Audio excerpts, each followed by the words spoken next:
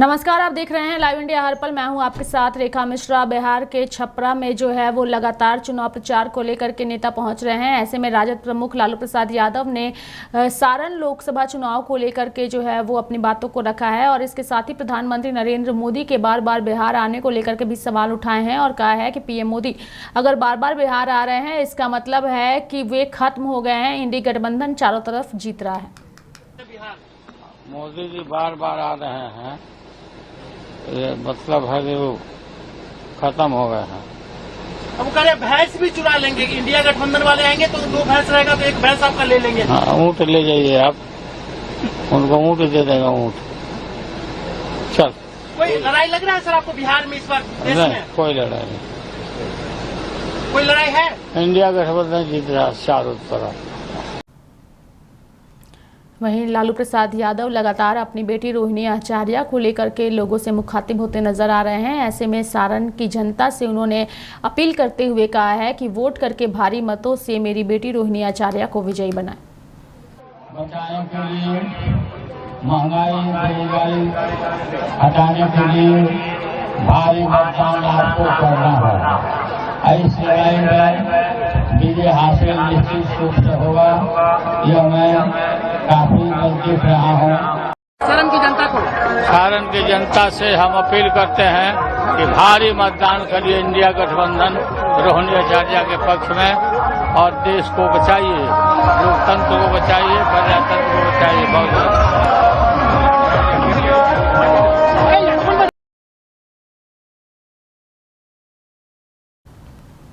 प्रधानमंत्री नरेंद्र मोदी के लगातार बिहार में जनसभा को लेकर के आरजेडी के नेता उन पर काफ़ी हमलावर हैं। ऐसे में अगर हम मीसा भारती की बात करें तो मीसा भारती भी जो है वो लगातार नरेंद्र मोदी पर हमलावर हैं और यही कह रही हैं कि अगर वो बार बार बिहार आ रहे हैं तो इसका मतलब है कि उनका 400 पार का जो दावा है वो इस बार पूर्ण नहीं हो रहा है। देखिए, ये बवाल जो मचा हुआ है ये विपक्ष के नेताओं के द्वारा नहीं मचाया गया है, ये भाजपा के नेताओं के द्वारा ही मचाया जा रहा है। जिस तरह से उन लोग के बयान वायरल हो रहे थे कि 400 पार आ जाएगा तो वो संविधान में संशोधन कर देंगे, और अब बताइए कि भाजपा के शीर्ष नेताओं को इस पे सफाई देनी पड़ रही है। मोदी जी बिहार फिर आ रहे हैं। मोदी जी जितना बिहार आएंगे उतना इंडिया गठबंधन को फायदा होगा। उनके चेहरे को देख देख करके जनता जब अभी चुनाव जब भी वोटिंग देने जा रहा है तो इंडिया गठबंधन के प्रत्याशी जिताने के लिए वो लोग लालू जिंदाबाद। भाजपा मंत्रियों का लगातार दौरा हो रहा है। उन्होंने भाजपा महागठबंधन को कटाक्ष कर रहे हैं कि इस बार 4 जून को पूरी तरह से सफाया हो जाएगा। देखिए, सफाया तो जरूर होगा, लेकिन सफाया एनडीए गठबंधन और प्रधानमंत्री नरेंद्र मोदी जी का इस बार सफाया देश की जनता ने तय कर रखा है। लोकसभा चुनाव को लेकर के लगातार राहुल गांधी को लेकर हमला भाजपा के नेताओं की ओर से किया जा रहा है। ऐसे में केंद्रीय मंत्री अनुराग ठाकुर ने एक बार फिर राहुल गांधी पर हमला बोलते हुए उन पर अपनी बातों को रखा है। शानदार समर्थन भी मिल रहा है, सहयोग भी मिल रहा है और जनता ने मन बना लिया फिर एक बार मोदी सरकार बनाने का, हमीरपुर में भी कमल खिलाने का। सर, राहुल गांधी का बयान आया, उन्होंने कहा कि 5 जून को महिलाओं के खाते में खटाखट 1 लाख रुपया जो है वो डाल दिया जाएगा। ये जादू वो कई बार करते हैं, जैसे हिमाचल में किया। 16 महीने से महिलाएं इंतजार कर रही हैं, 1500 रुपये तो आया नहीं, 8500 कब आएगा। सर, कांग्रेस लगातार कह रही है कि भाजपा जो है वो अब 400 पार के नारे को भूल चुकी है और क्योंकि वो असलियत जान चुकी है। मुझे लगता है कांग्रेस 40 के लिए संघर्ष कर रही है और एक सीट के लिए तरस रही है। जैसे पाकिस्तान में लोग दाने दाने के लिए मोहताज हो रहे हैं, वैसे देश में कांग्रेस एक सीट के लिए तरस रही है। बढ़ेंगे आगे। स्वाति मालीवाल से मारपीट मामले को लेकर के लगातार देश भर के नेताओं की प्रतिक्रिया आ रही है। आपके नेता हो या फिर बीजेपी और कांग्रेस के नेता हो, सभी जो है वो इस पूरे मामले की निंदा करते नजर आ रहे हैं। ऐसे में असम के मुख्यमंत्री हेमंत बिस्वा शर्मा ने भी इस पूरे मामले पर अपनी बातों को रखा है। देखिए, मल्लिकार्जुन खड़गे जी को खुद का मालूम है कि देश में प्रधानमंत्री जी नरेंद्र मोदी जी ही 400 सीट पार करके जीतने वाला है। यहाँ में जीएसटी आज हमारे सब प्रदेश को सबसे ज्यादा रेवेन्यू देते हैं। जीएसटी खत्म करने का कोई बात ही नहीं है। अभी देखिए, जो भी केजरीवाल का घर में होते हैं वो बीजेपी का ही षड्यंत्र बताता है, लेकिन सती मालीवाल बीजेपी का नहीं है, वो आम आदमी पार्टी का ही राज्यसभा सांसद। मंगलसूत्र छीनने की जो बात कही वो तो डराने का नहीं, ये तो सचमुच कांग्रेस ने लिखा है कि आपका जो संपत्ति होगा, अगर आप बेटा बेटियों को देगा तो उसका ऊपर 50% टैक्स देना पड़ेगा।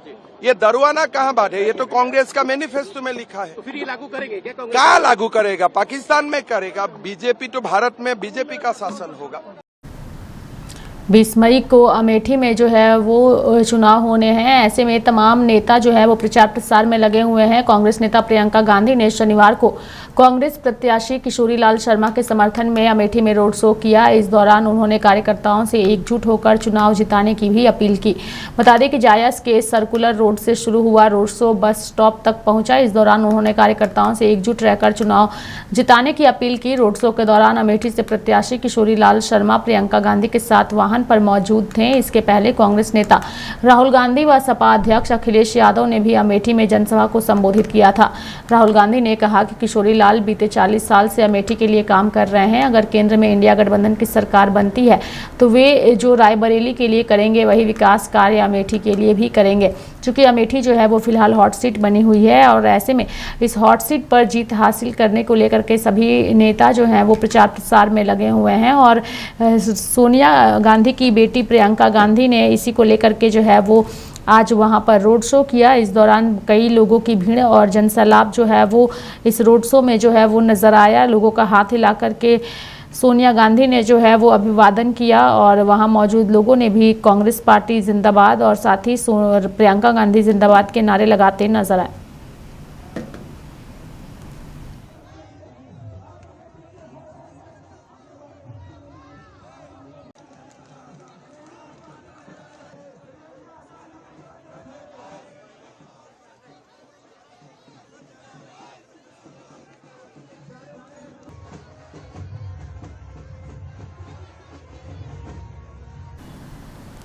राजस्थान के मुख्यमंत्री भजनलाल शर्मा जो हैं वो लगातार राज्यों का दौरा कर रहे हैं और लोकसभा चुनाव को लेकर के प्रचार प्रसार कर रहे हैं। ऐसे में अरविंद केजरीवाल पर उन्होंने हमला बोलते हुए उन्हें जो है वो अखंड भ्रष्टाचार में डूब गए हैं, ऐसा उन पर आरोप लगाया। देखिए, मैं एक कहना चाहता हूं, इन विरोधियों के पास कुछ नहीं है, ये सिर्फ कर्म इनके हैं, जैसे कर्म ये कर रहे हैं। अरविंद केजरीवाल जी भ्रष्टाचार मिटाओ को नारा दे के आए थे और आज वो अखंड भ्रष्टाचार में डूब गए। अन्ना हजारी के साथ किस लिए आए थे, क्यों आए थे, क्या स्थिति है उनकी? देखो, ये जो इनकी कहना और करने में बड़ा अंतर होता है। अब ये इन्होंने जिस तरह से ये षड्यंत्र ये किया है, उनके साथ हो रहा है, अब ये जनता को दिख रहा है, इसमें कौन सी बड़ी बात है? उन्होंने किया है उनके साथ में, जो हो रहा है हमें उनसे वो थोड़ी है, वो तो उनका हो रहा है, जो हो रहा है वो देख रही है देश की जनता, प्रदेश की जनता।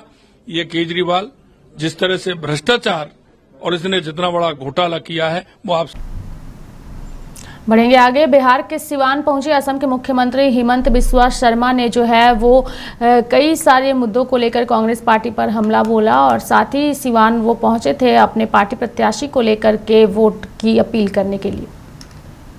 कांग्रेस का एक शख्स है जो महाराष्ट्र कांग्रेस का अध्यक्ष है, उन्होंने बोला, नाना पटोले है उनका नाम, उन्होंने बोला कि अगर कांग्रेस सरकार आएगा तो हम राम मंदिर का दोबारा शुद्धिकरण करूंगा। मैंने पूछा, भाई कांग्रेस पार्टी कैसे राम मंदिर का शुद्धिकरण कर सकता है? बोले क्यों नहीं कर सकता है? मैं बोला पहले बताओ सोनिया गांधी हिंदू है कि क्रिश्चियन है, ये पहले बताओ हमें ये पहले बताओ। अगर सोनिया गांधी हिंदू है तो अलग होगा, लेकिन अगर सोनिया गांधी क्रिश्चियन हो तो उनको हम राम मंदिर शुद्धिकरण का अनुमति देगा क्या? हम उनको अनुमति देगा क्या? तो ये कांग्रेस पार्टी अभी भी राम मंदिर का पीछे है, लालू यादव अभी भी राम मंदिर का पीछे है। उनका मन है अगर कोई कारण में कांग्रेस का सरकार बनते हैं ना, वो दोबारा रामलला को 10th में ले आने का उनका अभी भी मन है।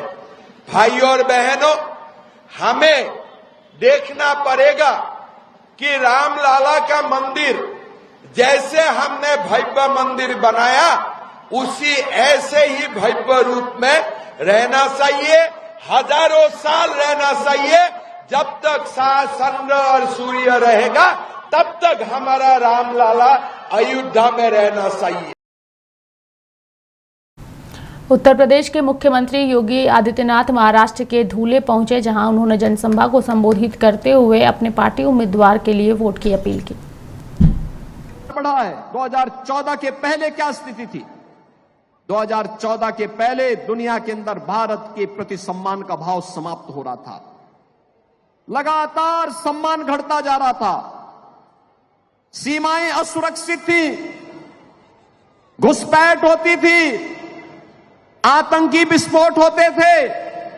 और जब भी मैं तब भी सांसद था और मेंबर ऑफ पार्लियामेंट के नाते जब हम पार्लियामेंट में इस मुद्दे को उठाते थे तो कांग्रेस की सरकार कहती थी कि आतंकवादी सीमा पार के हैं, हम क्या करेंगे। बहनों और भाइयों, विकास के कार्य ठप पड़े थे, भ्रष्टाचार चरम पे था, गरीब भूख से मरता था, किसान आत्महत्या करता था, नौजवान पलायन करता था, बेटी और व्यापारी सुरक्षित नहीं थी और हर हिंदू पर्व और त्योहार के पहले दंगे हो जाते थे। यही होता था ना। लेकिन बहनों और भाइयों, 14 के बाद कैसे परिवर्तन हुआ है। आज दुनिया के अंदर सम्मान बढ़ा है, सीमाएं सुरक्षित हुई हैं। सीमाएं सुरक्षित होने के साथ साथ आतंकवाद और नक्सलवाद पर नकेल कसी गई है। अब तो जोर से कहीं पर पटाखा फट जाए ना तो सबसे पहले पाकिस्तान सफाई देता है, कहता मेरा हाथ नहीं है। अब ये सीमा पार का आतंकवाद समाप्त। पाकिस्तान कहता है मेरा हाथ नहीं है, बकस दो बस एक बार, अब कुछ नहीं कर रहा हूं मैं। और पाकिस्तान, मैं तो कहना चाहता हूं, जो लोग ये पाकिस्तान के समर्थन में बात करते हैं ना, इनको पाकिस्तान ही भेज देना चाहिए, जाए वहां भीख मांगे। देख रहे हो वहां पे भारत 80 करोड़ लोगों को पिछले 4 वर्ष से फ्री में राशन दे रहा है और मोदी जी ने कहा अगले 5 वर्ष तक देंगे। और पाकिस्तान में लोग भूखों मर रहे हैं। पाक अधिकृत कश्मीर में किस प्रकार का नजारा है, अराजकता है। लोग 1 किलो गेहूं के लिए लड़ रहे हैं, आटा के लिए लड़ रहे हैं, आपस में मारपीट कर रहे हैं, आगजनी हो रही है, तोड़फोड़ हो रही है। और मैं तो कहूंगा इन पाकिस्तान परस्तों से जाए पाकिस्तान में भीख मांगे, पाकिस्तान में कंगाल बन करके वहां पर इनके दिमाग ठिकाने न लग जाए तो अपने आप ठीक हो जाएंगे। बढ़ेंगे आगे। बीजेपी के राष्ट्रीय महासचिव तरुण चुघ ने जो है वो केजरीवाल के आवास पर हुए मामले को लेकर के अपनी प्रतिक्रिया दी है और कहा है कि केजरीवाल का निवास महिला उत्पीड़न का टॉर्चर केंद्र है। महिला उत्पीड़न का टॉर्चर सेंटर बनकर उभरा है, जहां दिल्ली की महिला आयोग की पूर्व चेयरपर्सन और भारत की राज्यसभा की सम्माननीय सांसद स्वाति मालीवाल को मुख्यमंत्री के निजी सचिव विभव कुमार खुलेआम आज के धृतराष्ट्र केजरीवाल के ड्राइंग रूम नामक दरबार में महिला सम्मान और महिला सुरक्षा का चीरहरण करते हैं। सरेआम सांसद को थप्पड़ मारे जाते हैं, लातें मारी जाती हैं, छड़ी से पीटा जाता है, पैरों से मारा जाता है। और ये सब धृतराष्ट्र केजरीवाल के निवास में तड़प तड़प कर खुद स्वाति मालीवाल बचाने की अपील करती है। पर दुर्भाग्य है कि सत्ता के अहंकार में डूबे हुए तानाशाह केजरीवाल महिला उत्पीड़न के दोषी, मारपीट करने वाले विभव कुमार अपराधी को शरण दे रखी है और महिलाओं का घोर अपमान किया जा रहा है। पर मैं हैरान हूं कि इंडी गठबंधन के नेता महिला संसद की पिटाई पर एवं उनके सम्मान व सुरक्षा के चीर हरण पर रहस्यमय चुप्पी साधे बैठे हैं। लड़की हूं, लड़ सकती हूं कहने वाली गांधी वडेरा खानदान की राजकुमारी प्रियंका गांधी सहित सभी नेता महिलाओं स्वाति महिवाल पर हुए दर्दनाक हमले पर चुप क्यों हैं? नैतिक मानकों की बात करने वाले मोहब्बत की दुकान का बोर्ड लगाकर नफरत फैलाने वाले राहुल गांधी चुप क्यों हैं? देश जानना चाहता है कि देश की राजधानी दिल्ली में केजरीवाल के दरबार में किस तरह एक महिला की सुरक्षा व सम्मान का चीर हरण हुआ और आज के दुर्योधन व दुशासन। और झारखंड से बीजेपी के राज्यसभा सांसद प्रदीप वर्मा ने कांग्रेस पार्टी पर जमकर अपनी भड़ास निकाली है। जनता ने देखा है कि किस प्रकार से रांची में एक आदिवासी की जमीन 8.5 एकड़ को लूटी गई और उसके सीधे उसका लाभ मुख्यमंत्री ने उठाया। बड़गाई में वो जमीन लूटी गई, एक आदिवासी की जमीन लूटी गई, वो ट्रांसफर होने लायक जमीन नहीं थी, उसका ट्रांसफर करवाया गया और ईडी के सम्मन देने पे, ईडी के बुलावे पे मुख्यमंत्री जाते नहीं थे, भाग रहे थे और अंततः 10 सम्मन के बाद उनकी गिरफ्तारी हुई। जवाब तो उनको देना पड़ेगा। इस देश में प्रधानमंत्री नरेंद्र भाई मोदी के नेतृत्व में भ्रष्टाचार के विरुद्ध एक निर्णायक लड़ाई लड़ रहे हैं। पूरा देश भ्रष्टाचार के विरुद्ध एक निर्णायक लड़ाई लड़ रहा है। भारतीय जनता पार्टी की सरकार प्रबल राजनीतिक इच्छा शक्ति के साथ पूरी स्वतंत्रता देकर के जो केंद्रीय एजेंसियां हैं उनको भ्रष्टाचारियों के विरुद्ध लगा रखा है और ये एजेंसियां एक प्रकार से पूरे देश के भ्रष्टाचारियों का। बात करेंगे गिरिडीह की। गिरिडीह में अंतिम दिन, चुनाव प्रचार के अंतिम दिन कल्पना सोरेन जो है वो जोर शोर के साथ नजर आई और रोड शो के माध्यम से वो लोगों से मुखातिब हुई। चूंकि बता दें कि गिरिडीह में जो है वो आज प्रचार प्रसार का जो है आज अंतिम दिन है और चुनावी बिगुल थमने से पहले कल्पना सोरेन जो है वो उन्होंने रोड शो किया। इंडी गठबंधन ने कल्पना सोरेन का भव्य रोड शो किया। रोड शो के जरिए ही इंडी गठबंधन ने कल्पना सोरेन के पक्ष में चुनावी माहौल बनाने का भी प्रयास करते दिखे। वहीं बता दें कि उत्सव उपवन से निकले इस रोड शो में गांडे प्रत्याशी कल्पना सोरेन के साथ सदर विधायक सुदीव्य कुमार सोनू, जेएमएम के राज्यसभा सांसद सरफराज अहमद, माले नेता राजेश सिन्हा समेत जेएमएम के काफ़ी संख्या में कार्यकर्ता इस दौरान बाइक में शामिल दिखे। बता दें कि इस दौरान रोड शो में जब सीहडीह होते हुए गिरिडीह कॉलेज और सोनाबाद पार किया गया, उस दौरान ग्रामीण महिलाओं ने इस दौरान कल्पना सोरेन का स्वागत भी किया। फूल माला पहना करके कल्पना सोरेन का स्वागत किया गया। वैसे वहीं आप तस्वीरों में भी देख सकते हैं कि उपचुनाव को लेकर कल्पना सोरेन कितने उत्साहित जो है वो नजर आई।